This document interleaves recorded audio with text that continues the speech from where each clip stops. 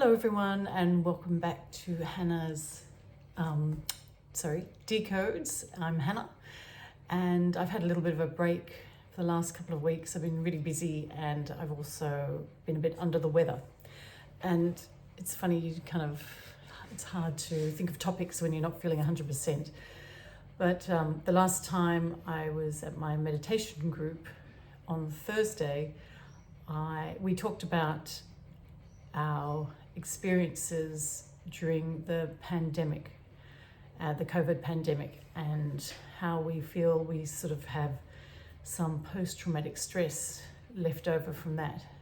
So I thought I would touch a little bit on my experiences during the pandemic, and they'll probably be quite different from yours, and I'm hoping that people will listen to my experience with an open mind, and everyone's experiences are relevant and need to be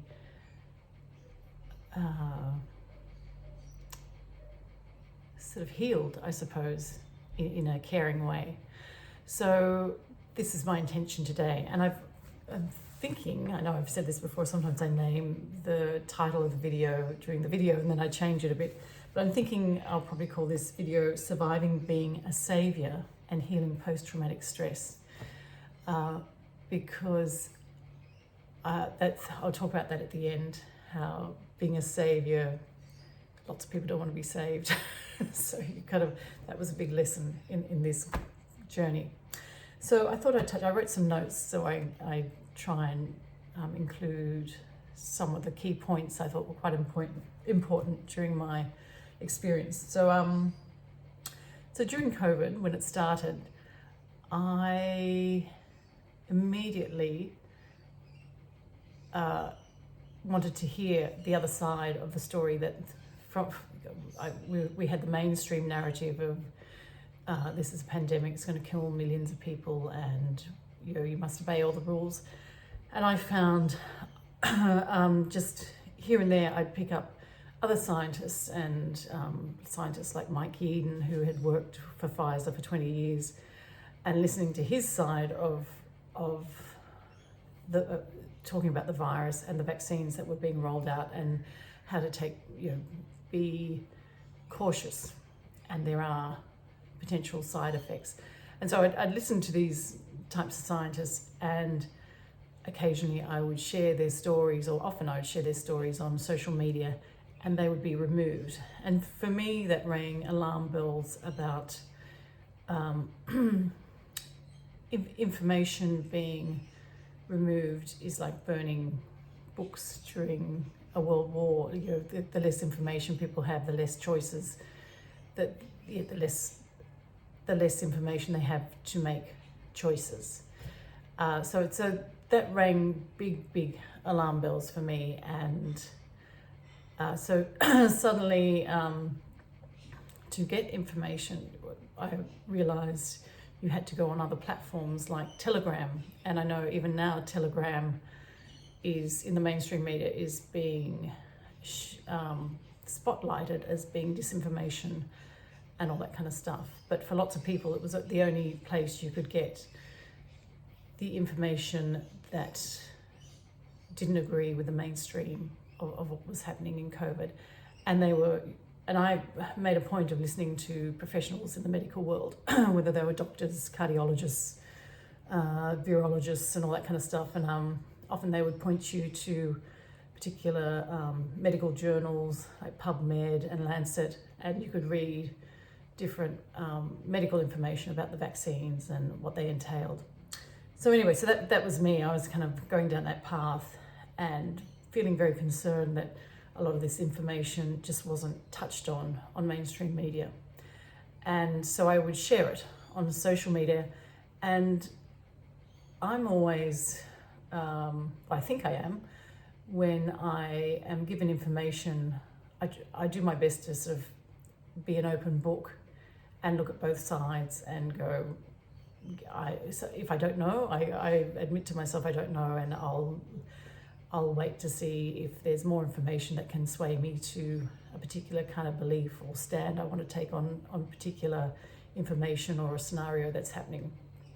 But so when I was sharing this information, I was so surprised that it made people so upset and irritable, and sometimes people would get angry and lash out at you. And the biggest response I had from people quite close to me was, this is a right-wing conspiracy theory and you must be heading down some kind of right-wing path. And anyway, throughout politics, throughout the whole COVID thing, I feel like I'm not at anything anymore because I don't really trust the right or the left. So that was partly my experience. I just, so the biggest concern for me about the vaccines was the experimental nature of them.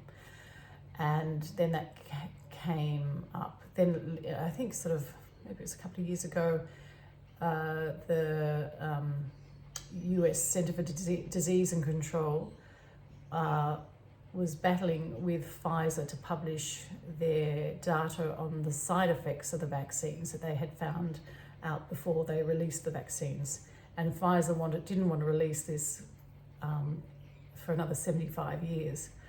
And anyway, the CDC, the Supreme Court, or wherever it was dealt with,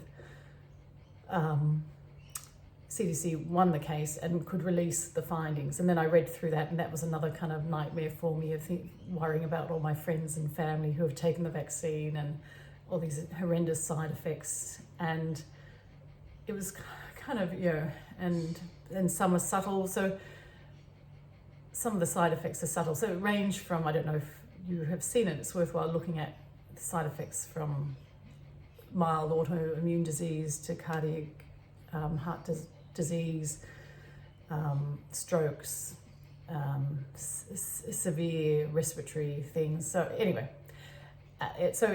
more and more information is coming out now about it and is a lot less censored, but still the mainstream media doesn't touch on it because I suppose they went with a particular narrative, and people might question why wasn't this talked about at the time all these things were being rolled out. So I talked about how sharing the information made people irritable and angry, and I found that really sad, and I kind of mourned a bit for how I couldn't touch people or perhaps save people, and so that was a big kind of lesson, I suppose, in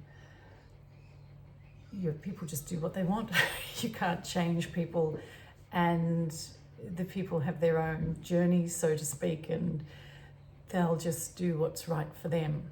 And so I suppose that's where this whole video is going, is that my role really isn't to save people. I can stand in my truth and my integrity and what I feel is right, but I can't actually make people do other things and look at information if they don't want to look at it. So, and I've also come to realize that, the people that took the vaccine, and totally their choice. I mean, I was concerned about people close to me and concerned about everyone, but respected people's choice to choose that. And my choice was very limited. I lost my job because I didn't get vaccinated, and we had quite severe lockdowns in Australia. I couldn't go out when friends and family would go out. Obviously family wouldn't invite me to some things. So it was kind of really distressing, and you felt very alone. I mean, luckily I made, in my area, a fantastic group of people, and a man in particular started a group called Eyes Wide Open. So we would all meet in particular places around my kind of shire, I suppose, where I live, and catch up and share knowledge and talk and just generally kind of be there for each other. What was I going to say? So as time went on, I came to realize that other people, like the people that did decide to get vaccinated, they were coming from a similar standpoint as me, hoping to save people and encouraging people to do the right thing and be safe, and almost identical the side I was coming from. But I felt, and I think I did, very much look at both sides of the narrative about the vaccines and the lockdowns and all that kind of stuff. And I was totally aware of their side, but unfortunately people didn't want to look at the other side. We're scientists, we're very concerned about the lockdowns and the damage they do, and how they didn't really help save anyone's lives, and the vaccines and the potential damage they could do. So anyway, so that's just how it was. And I think things come up quite frequently about, like a family meeting, about conversations I had with people who were quite aggressive about my decision and the information I was looking at. And so there's still that sort of trauma there, I suppose. And sometimes I find myself going over and over conversations where I think I was right and they think they were right and all that kind of stuff, and these conversations that didn't really go anywhere. So I think that whole scenario, and I was going to say, I kind of did I did the marches, I signed things, I wrote letters to government, I went out at night time to deliver pamphlets with QR codes, and there were curfews, so I had to sneak around in dark clothes with a dark beanie on, cover up my white hair so people wouldn't see me. So so it was full on, I found. So what I'm saying is that I think we've all kind of need to recover and heal from being a saviour, and we've sort of, I think we've survived that, being a saviour and trying to save everyone and save the world, and whatever side or whatever place you came from during the pandemic, and even other trauma. I have a family member who has been in the army, and that's a similar thing of the intention of going into those dangerous situations and wanting to save or help people, or that's where I'm assuming a lot of soldiers come from, and then dealing with that trauma afterwards, where perhaps you feel you haven't saved people, you may have done more harm than good, or whatever, I don't know. But so I think there is a need to heal and that place of being a saviour, and perhaps feeling like you failed a little bit, and also recognising that now I just totally stand back and say, okay, it's people's choice. I can't do anything about this. People will do what they want, and it's their responsibility. If they're an adult, I can't change anything. So that's here comes the puppy. So that's something that's been quite a big lesson that I think we've all had to contend with and deal with and recognise. So what I did the other night in bed, here he is, Mr. Remy. What I did the other night was I sat in bed and I was wanting to look at particular conversations and situations that kept coming up, that kept going around my head during me offering my information and knowledge, and people getting quite angry and upset. And so I was in bed and I was thinking, well, how can I kind of end this cycle, this loop of sort of trauma, I suppose, and conflict going on in my being, which is, we all know, it's not good for your health, not good for your mental state, and it can affect your physical body, these kind of negative emotions. So I really wanted to sort of end the cycle. So I thought I'd do the quantum breath of breathing love into my whole body and out of my fingertips, and sending and connecting with that experience of myself in that past conversation. And it was actually, I was surprised at doing this. What came up was the actual physical anxious feeling in my body, and that moment. So I wasn't really expecting. I thought I could kind of keep a little bit of a distance from it, but this is for me. Perhaps it won't happen for you, but it really came up as that physical experience again.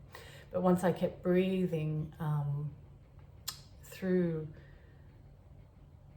the emotions and the feelings, then it was sort of absorbed in love, that feeling of love, which was really nice and felt like a relief for that particular feeling. So I thought that might be nice to do today if you have an experience of any type of trauma. I've just shared my kind of trauma that went on for years, so I haven't really had that experience of trauma going on for years and years and years, and I think it impacts. So whatever you would like to kind of end a cycle of that you've been going through in your head, it might be nice to try this.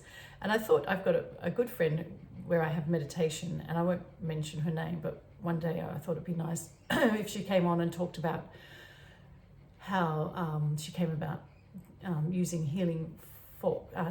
tuning forks for healing. And I've actually got one fork I think I've talked about that I use quite frequently, but my friend uses them beautifully, and she takes you on a journey, and it's very deep and profound. So I thought you may not even hear very much of the tuning fork, because it's a 144 hertz. It's quite deep, but I just thought you might get a little bit of the vibrations coming through. So let's, if you'd like to, do the quantum breath of breathing love and light into every part of our body, out through our hands, connecting in the past with, we'll see it in front of us, connecting in the past with this traumatic experience of ourselves, excuse me, and healing, connecting with the love from our moment to the past experience. And I'll do a bit of tuning forks and maybe say a few things at the same time, a little bit similar to what my friend does. And I haven't done this before, so hopefully it'll be okay, and hopefully you'll hear. I'll give you a little experience of the sound.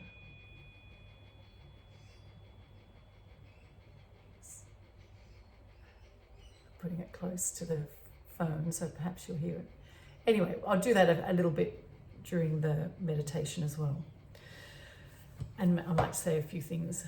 So just sitting comfortably, hands facing up on your laps, if that's comfortable, feet flat on the floor. Some nice gentle breaths into the belly.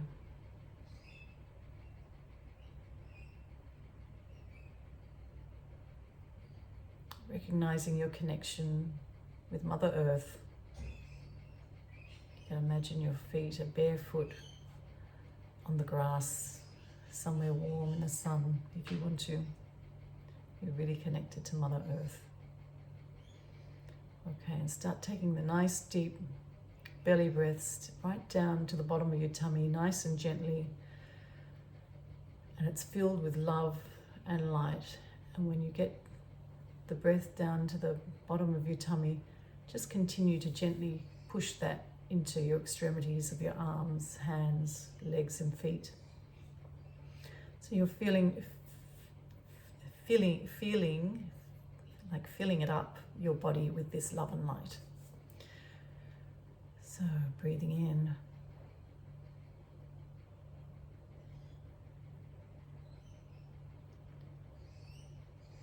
Create your own peaceful rhythm of the breath.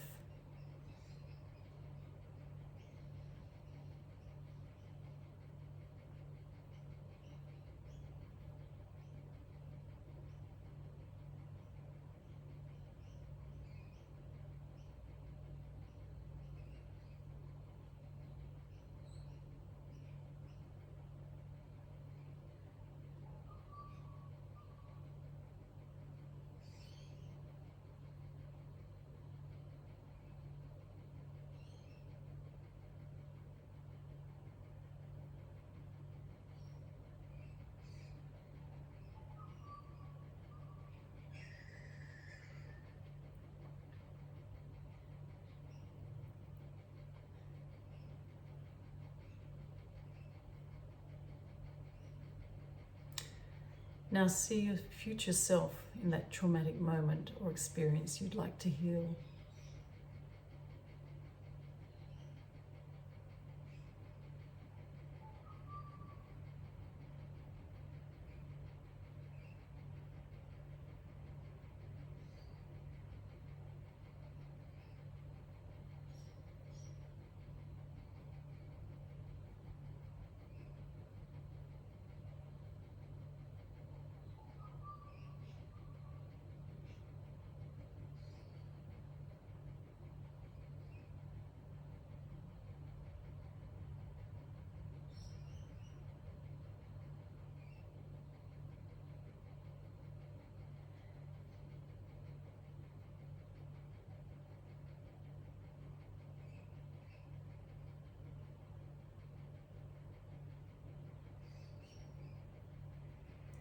And if you're feeling emotional pain or uncomfort or hurt from that experience, just keep feeling it up. Filling your body up with the love light breath. And that will eventually kind of take over those emotions, heal those emotions, and perhaps use the 144 tuning fork to assist that healing.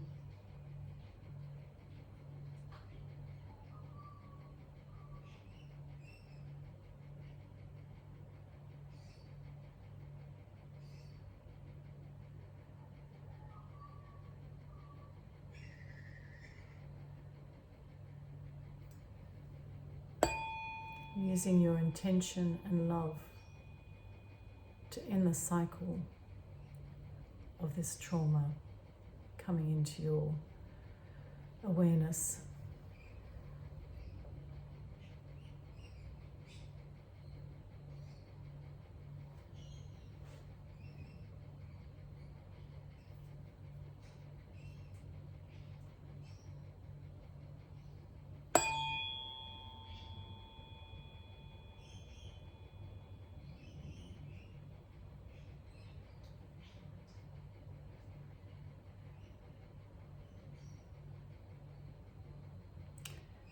Thank these emotions for their services and release them to source and oneness with love.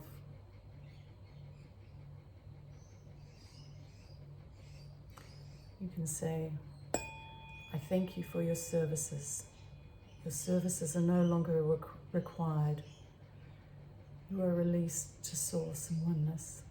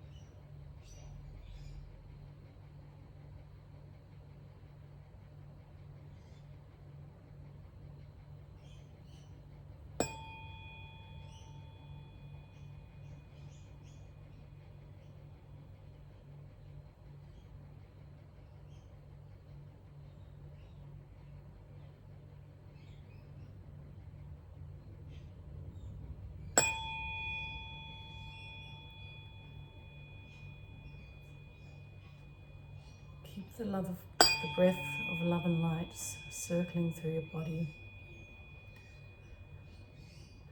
surrounding these emotions in love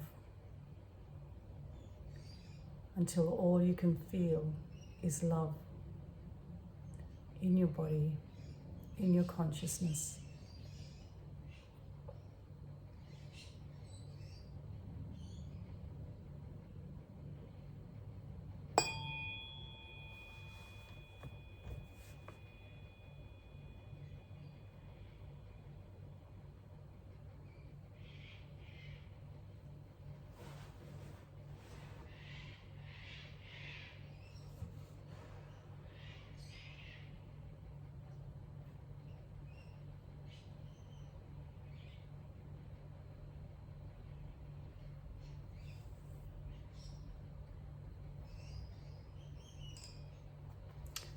if you'd like to continue on with the meditation, just pause now and keep going.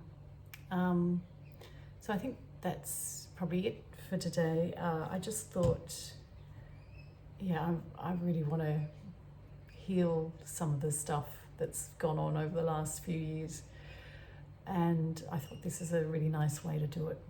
And I hope some of you find benefit in this, and I really feel like we need to heal from all trying to be a saviour for a few years.